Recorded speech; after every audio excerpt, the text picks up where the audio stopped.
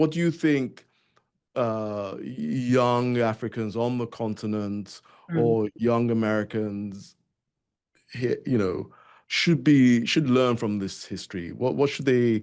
What's a sort of a core, lesson Yeah. to learn from that Well, period? one of one of the lessons I think, a lesson, I think one of the takeaways maybe is a better way of saying it, is that there are other models of Africa's participation in history than the one that's predominantly taught, especially in North American schools, Yes, right? I think that yes, that is, for me, a very different narrative that existed before European involvement in the African continent in the 15th century. That's a rich and complex history that has been at best neglected, at worst suppressed, right? yes. And that excavating that history, literally and figuratively, gives a different model for thinking about the future. And I mentioned in our little chat beforehand that I really love this quote by Mark Derry, who is the writer and critic who coined the term of Afrofuturism. Mm. And and I love this, and just allow me to read it. He says, the notion of Afrofuturism gives rise to a troubling antinomy. Can a community whose past has been deliberately rubbed out and whose energies have subsequently been consumed by the search for legible traces of its history, image possible futures?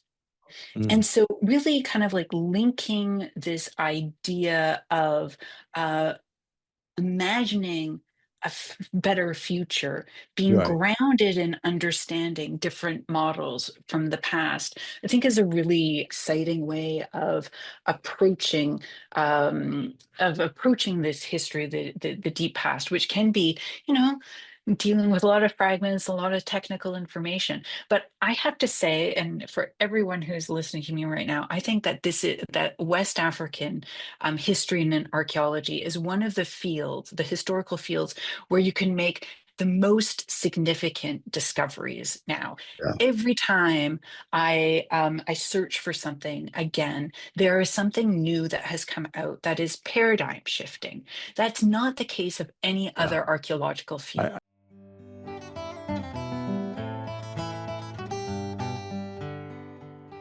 This year, in partnership with Howard University and Boston University, we celebrated our 10th annual State of Education conference following the Gold Road.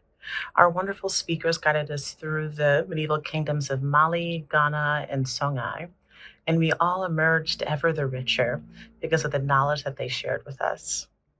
So, over the next few weeks, we will be sharing a few of our favorite moments with you. Our State of Education conference is rooted in a simple truth. The self determination of Africa and the diaspora are inextricably linked. A rigorous generative understanding of Africa's history helps illuminate that connection.